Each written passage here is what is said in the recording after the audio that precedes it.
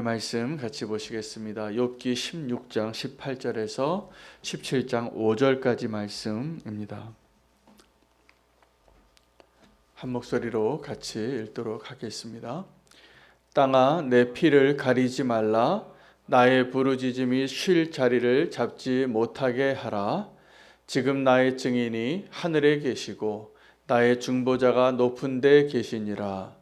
나의 친구는 나를 조롱하고 내 눈은 하나님을 향하여 눈물을 흘리니 사람과 하나님 사이에와 인자와 그 이웃 사이에 중재하시기를 원하노니 수년이 지나면 나는 돌아오지 못할 길로 갈 것임이니라. 나의 기운이 쇠하였으며 나의 날이 다하였고 무덤이 나를 위하여 준비되었구나. 나를 조롱하는 자들이 나와 함께 있으므로 내 눈이 그들의 충동함을 항상 보는구나. 청하건대 나에게 담보물을 주소서. 나의 손을 잡아줄 자가 누구리이까?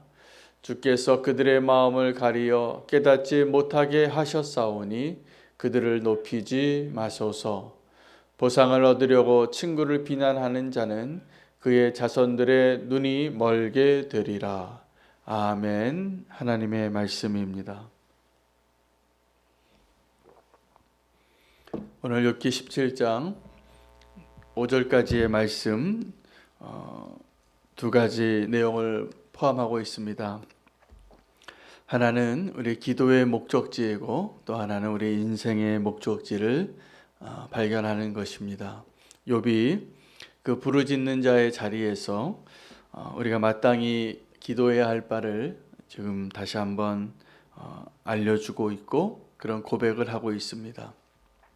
우리가 하나님이 원하시는 인생의 여정을 제대로 가기 위하여 먼저 회복되어져야 할 것이 우리의 기도입니다. 왜냐하면 그 기도가 하나님과 동행하는 것이고 주님과 대화하는 것이고 주님을 만나는 통로이기 때문에 그렇습니다. 우리가 아직도 기도의 그 놀라운 비밀을 다 알지 못해서 기도를 할 때에도 너무나 피상적인 기도에 머물 때가 많이 있습니다. 기도하는데 기도가 즐겁지 않게 되는 것이죠. 그래서 기도하는 것이 힘겹게 되고 기도하기 위하여 우리가 결단해야 하는 때가 훨씬 많습니다.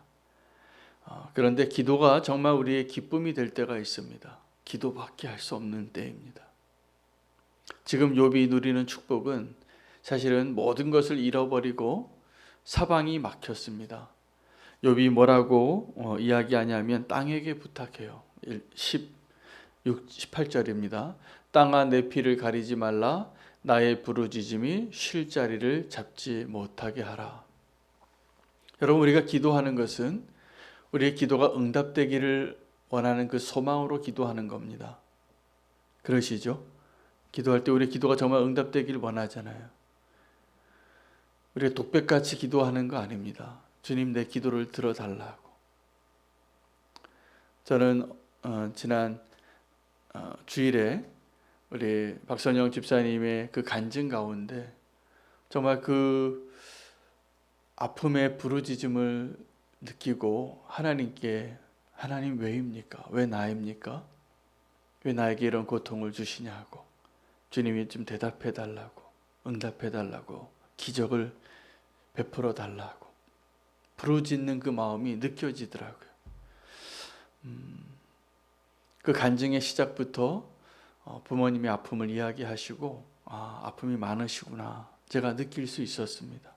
그런데 은혜도 많으시구나.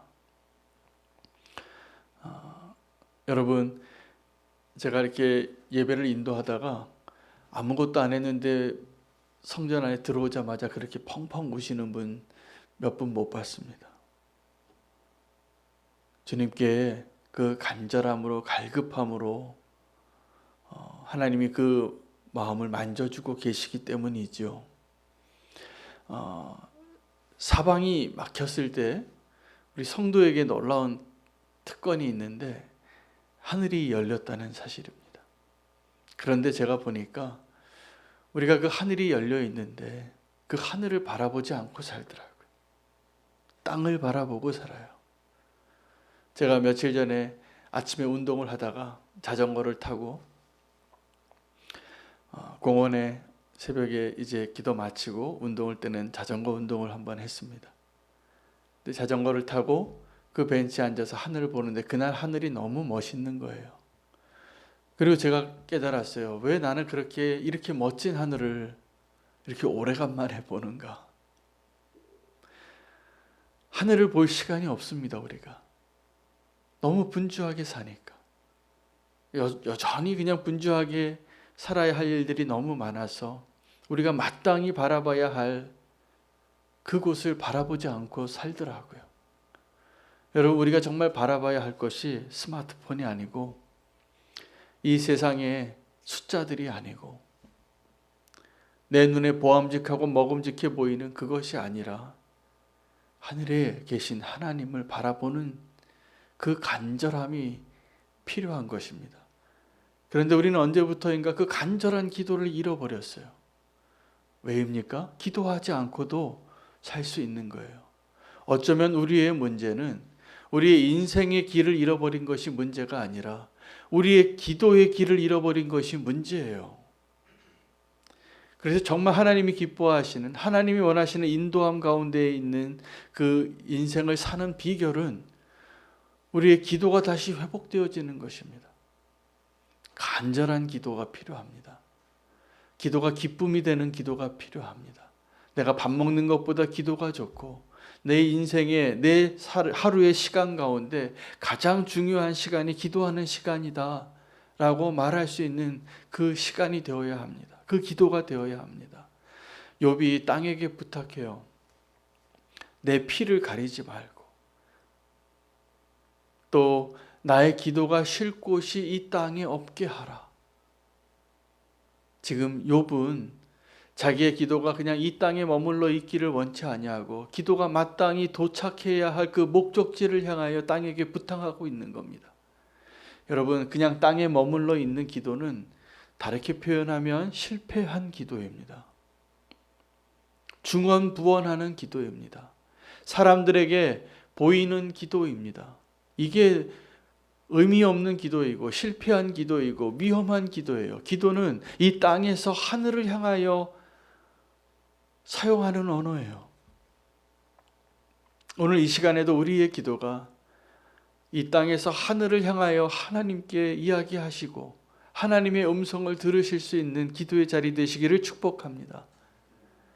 우리가 그 자리를 잃어버려서 그냥 너무 이 땅에서 분주한 일들, 이 땅의 일들은 중요하지 않은데 너무 많아요. 너무 무거운 짐들이에요. 혼자 감당하기 너무나 많아요. 우리가 그것을 해결하느라고 기도할 시간이 없는 거예요. 여러분, 정말 바쁠 때일수록 기도하셔야 합니다.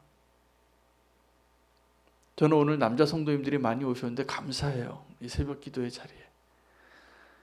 우리가 세상에서 책임이 많잖아요. 짐이 많잖아요. 그래서 우리가 무엇을 포기했었냐 하면 기도를 포기했어요. 기도할 시간이 없으니까. 왜요? 너무 열심히 일해야 하니까. 내가 해야 할 일이 너무 많으니까. 그래서 우리는 기도를 포기하고 열심히 일하기로 결정하고 그렇게 살아왔어요. 문제는 그래서 우리가 아무리 열심히 일해도 우리가 그렇게 원하는 행복감과 평안함과 영원한 생명을 얻기에는 부족한 겁니다. 우리가 먼저 구해야 할 것, 하나님을 향하는 그 시간. 여러분, 교회는 기도로 세워지는 것입니다. 오늘 우리가 화요 중보 기도의 자리가 있습니다. 우리 여자 성도님들 위주로 이제 10시 반에 오늘부터 다시 오프라인으로 기도하시는데 기대가 돼요. 저는 제가 오늘 같이 기도할 제목입니다. 오늘 화요 중보 기도가 어떤 기도의 자리가 되어야 하는가, 오늘 이 새벽 기도의 자리가 어떤 기도의 자리가 되어야 하는가, 간절한 부르짖는 기도의 자리가 되기를 소망합니다. 여러분, 기도는 이 땅에서 가장 낮은 곳에서 가장 높은 곳으로 행할 수 있는 가장 아름다운 영적인 행위입니다. 여러분, 우리의 기도가 하나님께 상달되기 위하여 부르짖는 기도의 자리가 필요해요. 근데 우리가 언제 부르짖는 기도를 드리게 되냐 하면 내가 정말 절박한 상황 가운데 있을 때입니다. 하나님의 마음을 받아서 이전에는 똑같이 평범하게 보이던 그 사람들이, 그 일들이 나의 절박한 기도의 제목이 되어서 하나님께 저 북한 땅을 위하여 부르짖고 기도하고, 저 선교지에 잃어버린 영혼들을 위하여 기도하고, 우리 가운데 병들어서 오늘 나의 간절한 기도가 없이는 오늘 그 수술을 할 수 없고 생명을 이어갈 수 없는 그 사람을 위하여 간절히 기도하는 그 시간이에요. 우리가 회복해야 할 기도들입니다.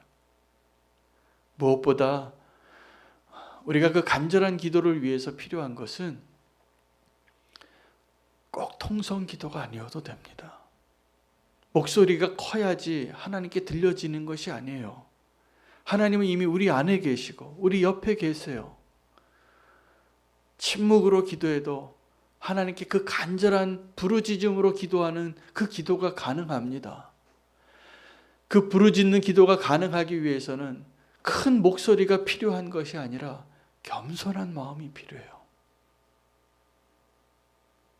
정말 낮은 곳에서 하나님 외에는 내가 붙잡을 것이 없는 그 기도.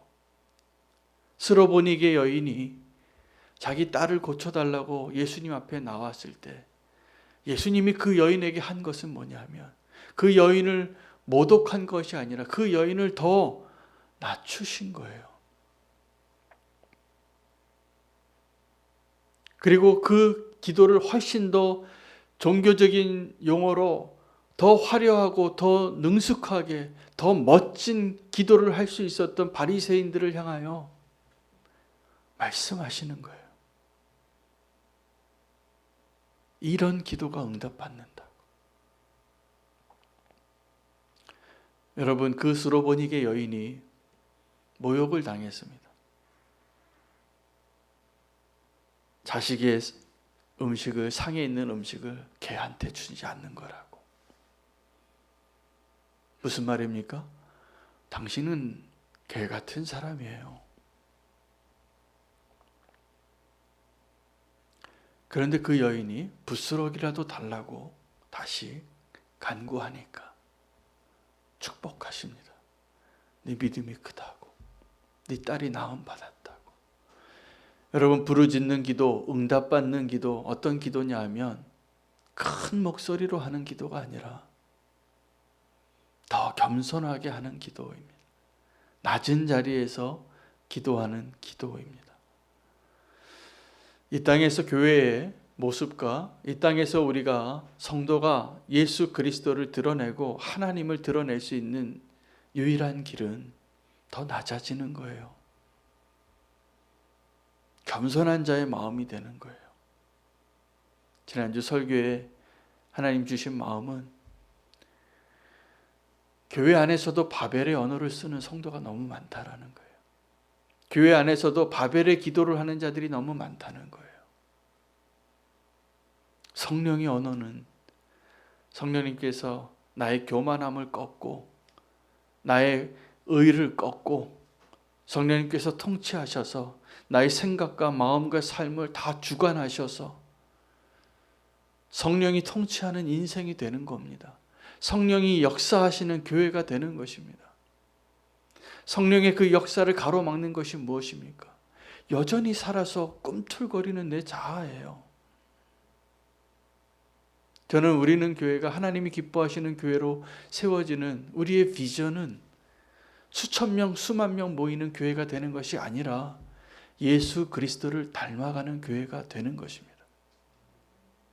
그것을 꿈꾸십시오.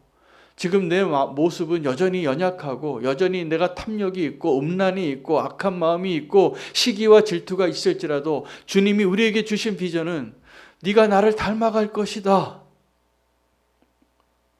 그것이 가능한 것은 부르짖는 기도예요. 겸손한 기도예요. 우리의 기도가 길을 잃으면 우리 인생이 길을 잃습니다. 여러분, 우리의 기도가 지금 하나님 우리 사업 잘 되게 해주시고 우리 자녀 성공하게 해주시고 내가 건강하게 오래 살게 해달라는 것은 하나님께 구하지 않아도 돼요. 우상에게도 그 기도하는 거예요. 우리의 기도는 주님 닮아가게 해달라고. 그것이 우리의 가장 큰 행복이 되고 실제로 그렇습니다. 그렇게 우리가 얻을 수 있는 하나님의 축복 외에 다른 것 아무리 다 가져도 허무합니다. 불안합니다. 평안을 얻을 수 없습니다. 하나님이 안 계시다면, 나의 인생 가운데, 나의 기도 가운데 그 하나님이 안 계시다면 우리 행복할 수 없어요. 안전할 수 없고 내일 일을 내가 어떻게 보장합니까? 우리에게 그럴 능력이 있습니까? 없습니다. 하나님이 원하시는 그 비전, 우리는 교회의 비전은 예수님 닮아가는 것입니다. 예수님 닮아가려고 애쓰십시오.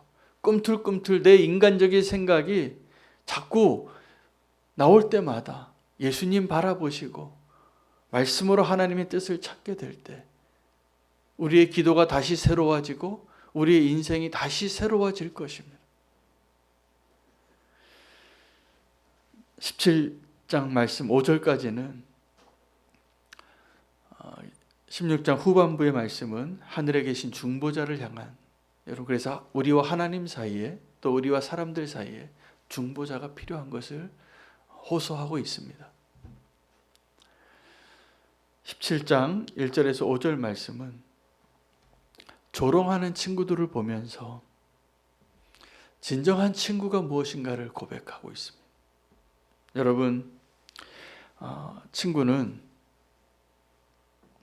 함께하는 사람을 친구라고 하는 것입니다. 함께할 수 있는 친구죠. 여러분의 친구가 누구이십니까? 그 사람이 누군가를 알려면 그 사람 친구를 보면 안다라고 말하는 시대에 살고 있습니다. 그것이 아주 격언이죠. 세대를 불문하고 그 사람이 어떠한 사람인가 그 친구 보면 압니다. 그 수준이 비슷하니까 같이 어울리는 겁니다. 그런데 그 친구의 자리가 참 소중한 것이죠. 우리 인생 가운데 친구가 있어서 행복한 것이고 친구가 능력이 없어도 그 친구가 함께하는 것만으로도 행복하고 위로가 됩니다. 그래서 하나님을 찾기보다 친구를 찾을 때가 있고 부모님을 찾기보다 친구를 찾을 때가 많이 있습니다. 사춘기 때가 그래요. 우리 자녀들 자랄 때 보니까 부모의 말이 분명히 정답인데 인생을 살아가는데 그 유익이 될 만한 말이 부모가 사랑해서 무슨 선택을 할 때도 그래서 늘 얘기하잖아요. 공부하라고. 이 음식 좋은 음식 좀 먹으라고. 그리고 나쁜 길 빠지지 말라고 항상 부모가 얘기하는데 그렇게 인생의 길을 잃을 때는 부모의 목소리가 들리지 않습니다. 그리고 친구의 이야기가 진리 같아요. 인생의 방향을 선택을 그때는 친구들 따라서 하는 때가 있더라고요. 근데 우리가 하나님에게도 동일합니다. 하나님 우리에게 말씀해 주신 이 말씀대로 사는 것이 우리가 유익한데 이게 살 길인데 자꾸 세상에서 이야기하는 대로 그 목소리에 귀를 기울이고 그대로 사는 것을 좋아할 때가 많습니다. 그래서 하나님께서 우리에게 친구로 오셨습니다. 예수님이 이 땅에서 공생애를 사실 때 어떤 평판을 갖고 사셨냐 하면 창녀와 세리들의 친구다 라고 불려졌습니다. 예수님께서 창녀와 세리가 좋아서 그들과 함께하는 것이 그 수준이기 때문에 그들과 함께 하신 것이 아니라 그들을 사랑하시기 때문이었습니다. 그들은 죄인이었고 손가락질 받고 외면당하고 소외당하고 다른 그리스도인들은, 다른 하나님의 백성들은, 다른 의롭다고 생각하는 사람들은 그 사람들과 함께 하는 것을 굉장히 조심했어요. 여러분 그 요한복음의 수가성의 여인과 예수님에 대한 굉장히 위험한 장면입니다. 대낮에 사람들이 잘 오지 않는 그 외진 곳에서 뜨거운 태양볕이 있기 때문에 사람들이 잘 왕래하지 않는 겁니다. 다 낮잠 자는 시간에 사람들의 눈길을 피하여 물들어 온 그 여인을 한 외간 남자가, 그것도 사마리아 여인과 유다 남자가 만나고 대화하는 것은 누가 지나가다 보면 이상하다라고 소문이 날 이야기예요. 모습이에요. 예수님은 그런 소문이 날 것을 아셨지만 그 사마리아 여인과 창녀들과 세리들과 친구가 되기 위하여 그들의 집에 가시고 함께 먹고 마시고, 그러니 사람들이 다 그때 뭐라고 얘기했을까요? 친구를 보고 그 사람의 수준을 아는데 예수는 죄인들의 친구다. 무슨 얘기냐면 죄인이라는 뜻이에요.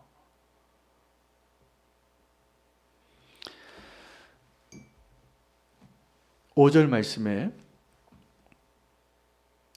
보상을 얻으려고 친구를 비난하는 자는 그의 자손들의 눈이 멀게 되리라. 이 욥이 지금 고통당하고 있는 이유는 이 욥의 친구들이 진짜 친구죠. 멀리서 고난당하는 친구를 찾으러 왔는데, 위로하러 왔는데 위로했습니다.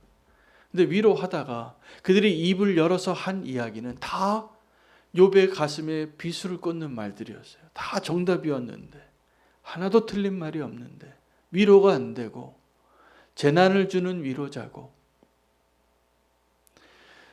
더 아픔을 주는 의인이에요. 쓸모없는 의사예요. 아픈 사람을 더 아프게 하는 그런 친구들이었어요. 그 친구들을 향하여 하는 이야기예요. 보상을 얻으려고 친구를 비난하는 자가 되었다라는 것이죠. 왜 이렇게 실패합니까? 우리가 이렇게 왜 위로하는데 실패하고 진짜 친구가 되는데 실패합니까? 보상을 얻으려고 친구를 비난하기 때문입니다. 여러분, 비난할 때 우리는 의로운 것을 가지고 기준을 가지고 이야기하고요. 우리가 정답을 가지고 틀린 것을 드러냅니다. 우리가 비난할 때마다 굉장히 위험해지는 이유는 우리가 어떤 보상을 얻기 때문입니다. 어떤 보상일까요? 나는 저 사람처럼 틀리지 않았다고. 나는 저 사람처럼 죄인이 아니라고.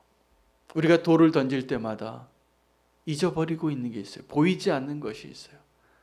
내 눈에 있는 엄청난 들보가 보이지 않고 내 친구의 작은 허물이 너무 잘 보이는 겁니다.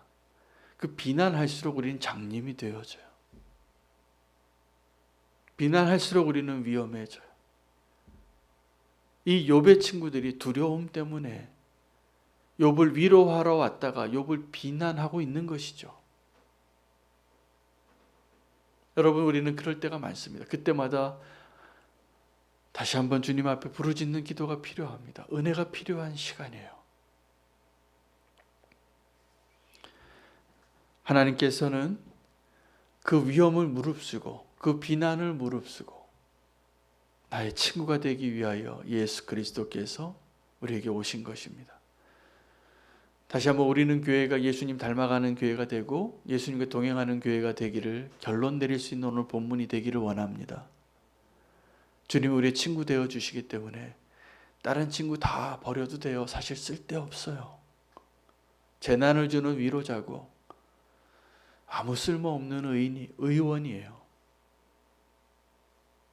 그 친구가 위로하는 것은 같이 하나님을 바라보지 않으면 진짜 좋은 친구가 될 수 없습니다.